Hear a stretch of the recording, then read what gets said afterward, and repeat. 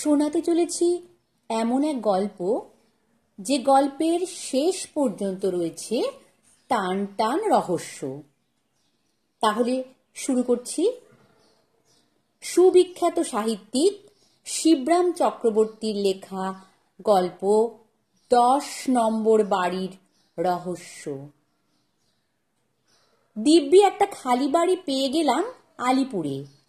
Heart ট্রাভেলের জন্য doctor বলেছিল হাওয়া বদলাতে, বলেছিল কলকাতা ছেড়ে ঘুরে এসো গে কোথাও, দিন কতক বাঁচতে চাও যদি, তবে যদি না বাঁচতে চাও সে কথা আলাদা। বাঁচতে কে না চায়, কাজেই ছাড়তে হয় কলকাতা। চলে এলাম আলিপুরে। হ্যাঁ, হাওয়া বদলাতে চাও তো আলিপুর। ঘন্টায় ঘন্টায় হাওয়া বদল হচ্ছে সেখানে, এমনকি মিনিটে মিনিটেও বলা যায়। আর তার রেকর্ড থেকে যাচ্ছে রীতিমতো আবহাওয়া আপিসটা সেখানেই কিনা।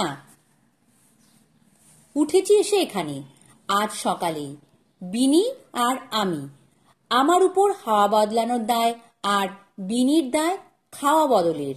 ঘন্টায় ঘন্টায় সে আমাকে খাওয়াবে পুষ্টিকর আর তুষ্টিকর যত রকমের খাবার আছে। খাওয়াবার ভার তার ওপর, সে ভার বইবে ও। আর খাদ্যের ভার যা কিছু আছে সব বোঝা সইতে হবে আমায়, হয়তো একটু কষ্ট করেই এই রকমের বোঝাপড়া। তা কষ্ট না করলে কেষ্ট মেলে না। এখানে অবশ্যই কেষ্টকে না পাওয়ার জন্যেই কষ্ট করা, কেষ্ট প্রাপ্তির পথে বাধা সৃষ্টির জন্যেই না এই খাদ্য বৃষ্টি।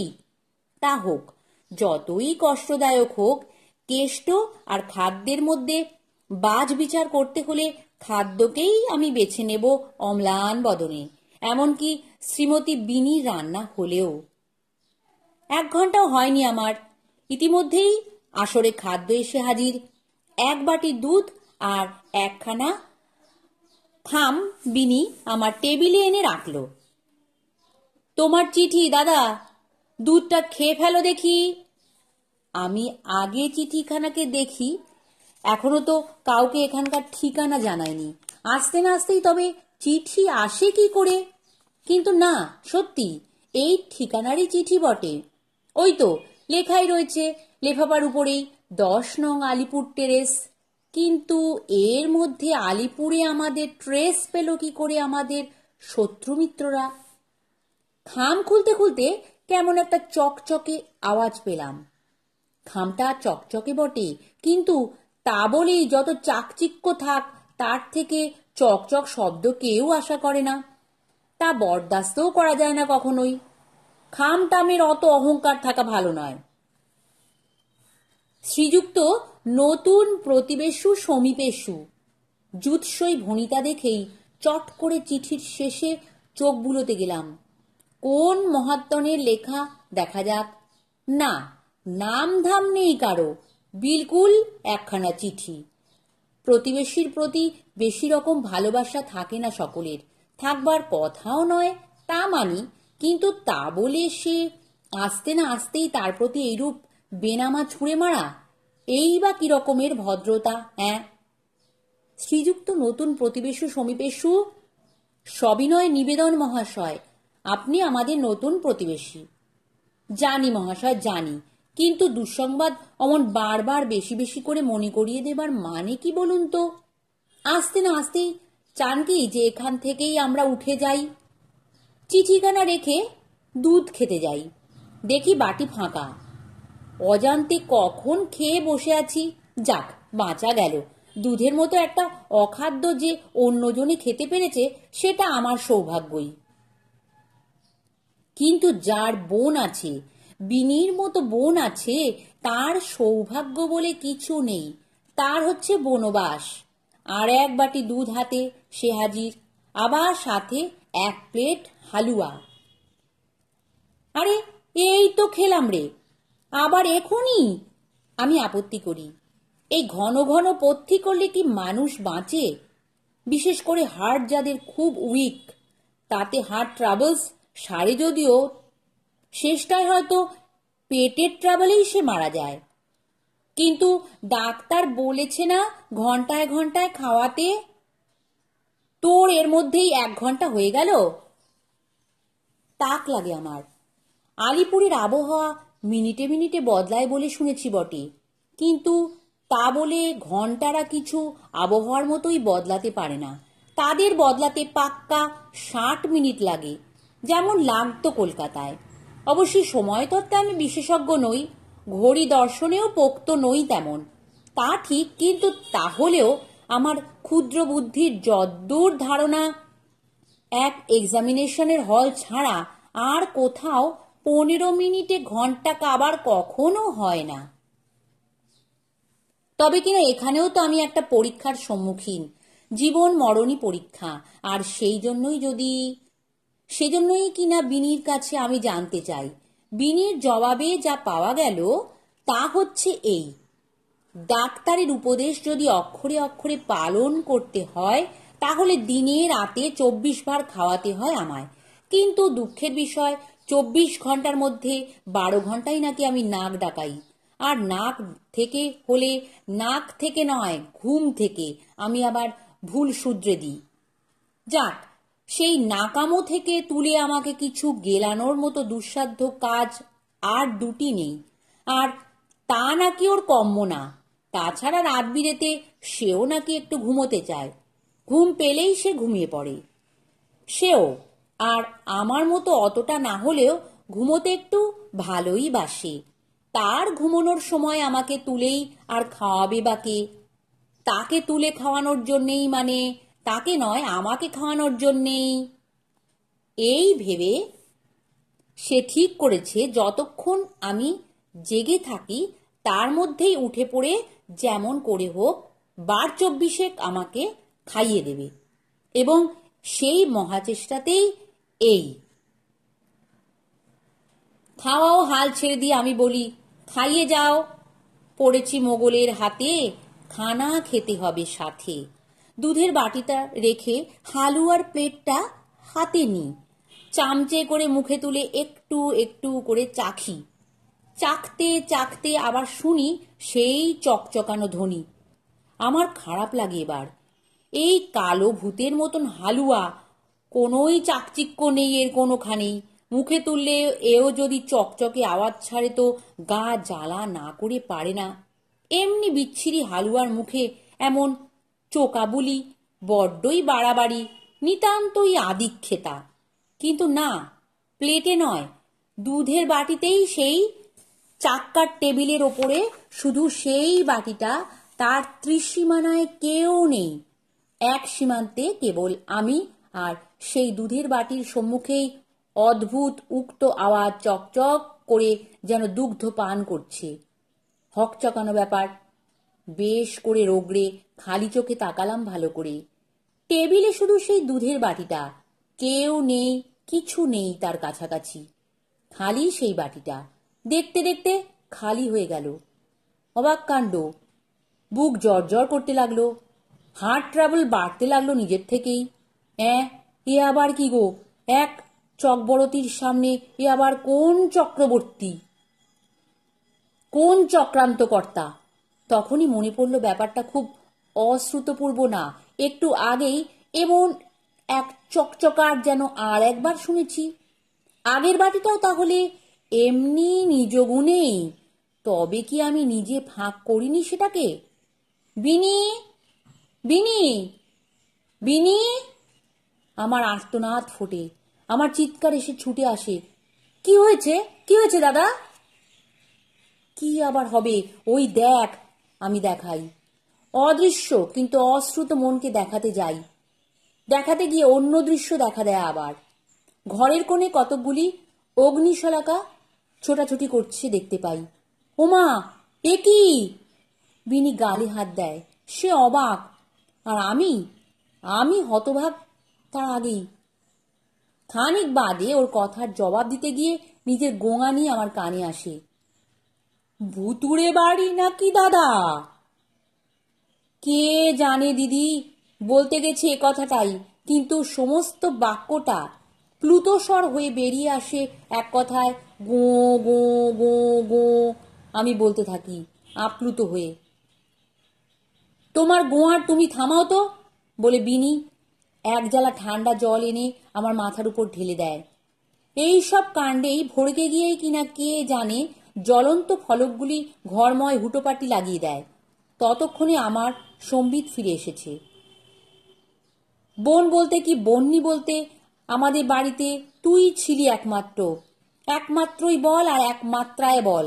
আমি বলি, কিন্তু এখন দেখা যাচ্ছে এ বাড়িতে তোর প্রতিদ্বন্দ্বিনী আছে, অনেক আছে। মানে একটা ভুতুরে বাড়ি নয়, ওই বন্যি শিকার ভূত নয় কখনোই, পেতনি। ঘুরিয়ে ফিরিয়ে পেতনি বলা হচ্ছে আমায়? বটে, বুঝতে পারছি এখনো তোমার জ্ঞান সঞ্চার হয়নি ঠিক মতন। দাঁড়াও বলে সে আর এক বালতি জল আনতে যায়, ভালো করে আমার চৈতন্য সম্পাদনের মতলবেই।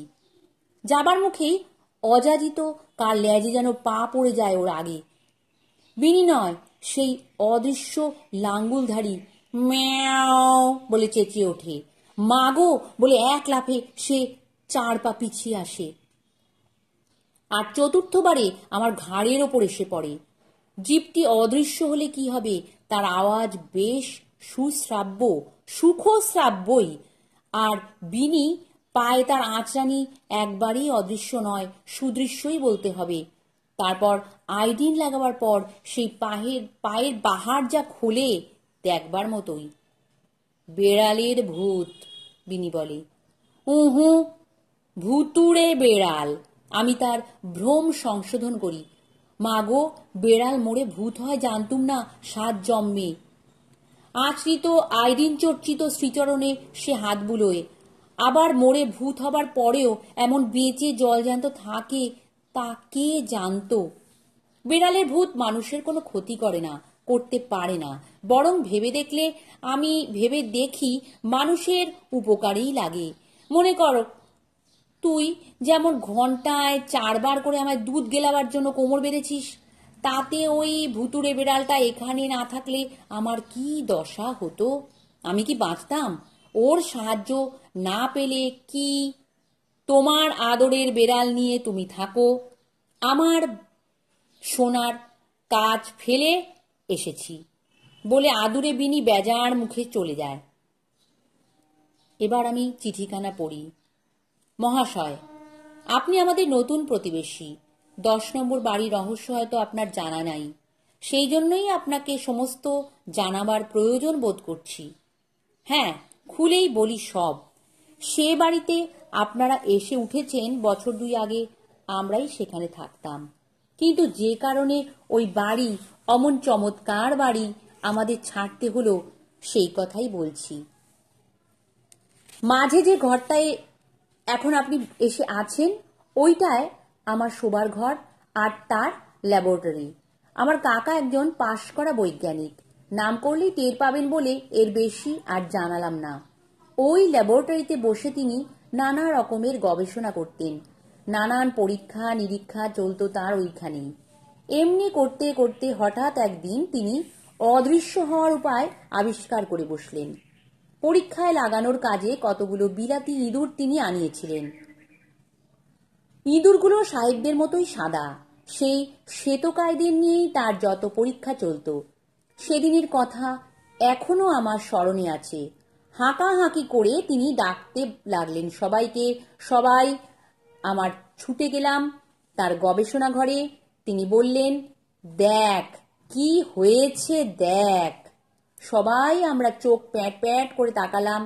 না, দেখবার কিছু নেই, কোথাও কিছুই নেই। দেখছিস না খাঁচাটা, চেয়ে দেখ ভালো করে বলে তার সাহেবী ইঁদুরের খাঁচাটা দেখালেন। দেখলাম যে খাঁচাটায় তার ইঁদুর সাহেবরা থাকতো সেটা বিলকুল ফাঁকা। কোথায় গেল ইঁদুরগুলো জিজ্ঞেস করলাম আমরা। আছে রে, ওইখানেই আছে, ওর মধ্যেই রয়েছে। গর্বের হাসি হাসলেন কাকা। অদৃশ্য হয়ে রয়েছে সবাই। আমার কাকা ভারী চালাক লোক। অদৃশ্য হয়ে যাবার পর পাছে ভগবানের মতোই তাদের অস্তিত্বকেও অবিশ্বাস করে, সেই জন্যই আগের থেকেই তাদের গায়ে জল জলে কোনো জিনিস লাগিয়ে দিয়েছিলেন। আমরা অবাক হয়ে দেখলুম, সত্যিই তো কতগুলো উজ্জ্বল আলোকবিন্দু খাঁচার ভেতর ঝলমল করছে। জাজ্জল্যমান এক পাল তিরিং তিরিং। সবাই আমরা খাঁচার চারধারে ঘিরে দাঁড়ালাম। আমাদের দেখে সেই আলোর কণাগুলি এমন লাফঝাপ লাগালো যে বলবার নয়। সেই উত্তেজনার মুহূর্তে একজন আমাদের খাঁচার দরজা খুলে দিল একবার। কি মজা হয় দেখবার জন্য। তারপর আর দেখতে হলো না।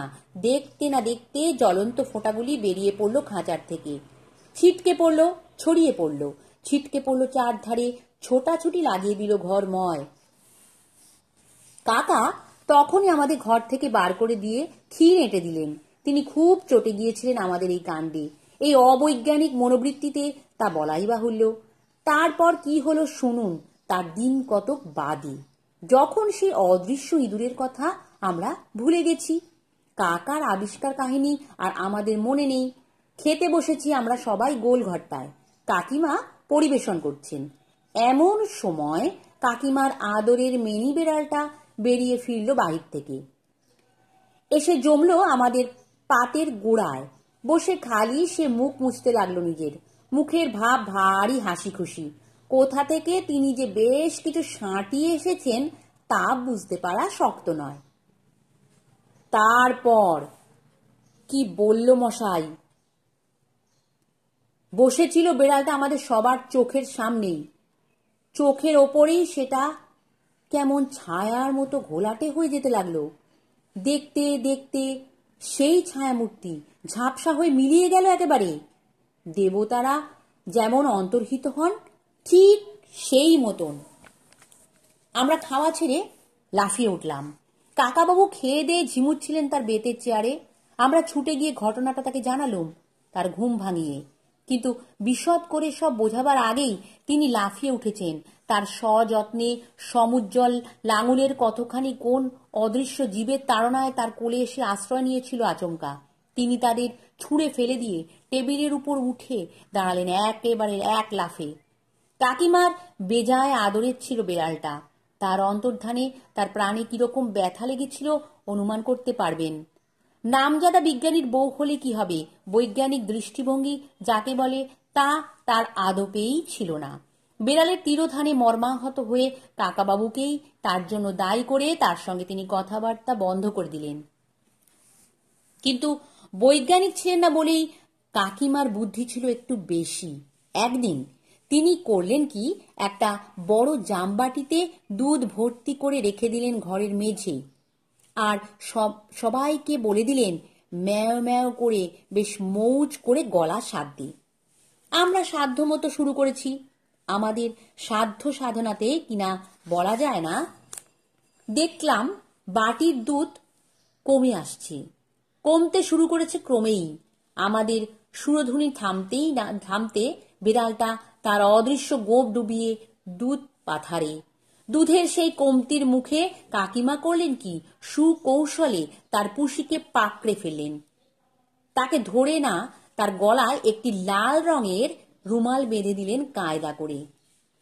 তারপর থেকেই যত অদ্ভুত কাণ্ড আরম্ভ হলো আমাদের বাড়িতে। নিত্য নতুন মজা, কোথাও কিছু নেই, বাড়িময় একটা লাল রুমাল ঘুরঘুর করছে, লাফিয়ে ঝাঁপিয়ে বেড়াচ্ছে চারধারে।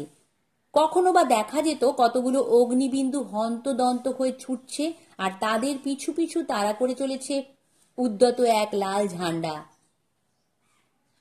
যাক, দেখতে দেখতে এসব আমাদের গা সওয়া হয়ে গেল। তারপর এলো আর এক উৎপাত।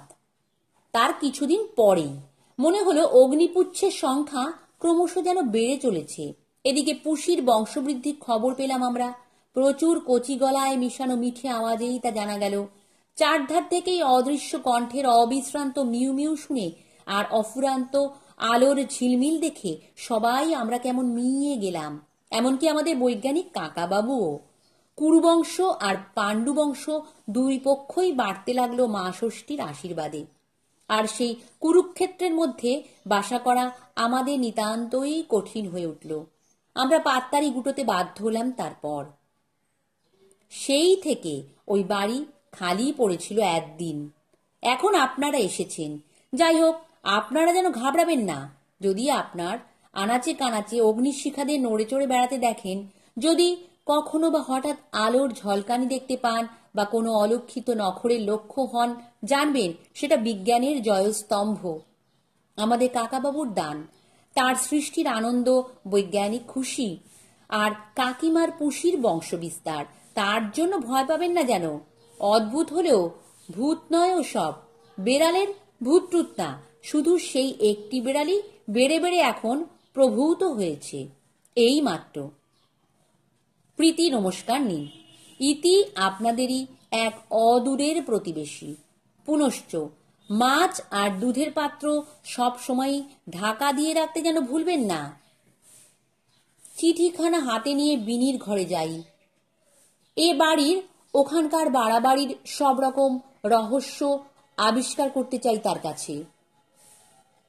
গিয়ে দেখি বিনি দেবী বেতের চেয়ারে বসে বেতসের মতোই কাঁপছেন। তার দু চোখ ভয়ে বিস্ফারিত, আর তার আধ বোনা ব্লাউজখানা পড়ে আছে একধারে একান্ত অবহেলায়, এবং তার উলের গুলতি নিয়ে 7 দিক থেকে 7টি অদৃশ্য খেলোয়াড় ফুটবল খেলতে লেগেছে দেখলাম।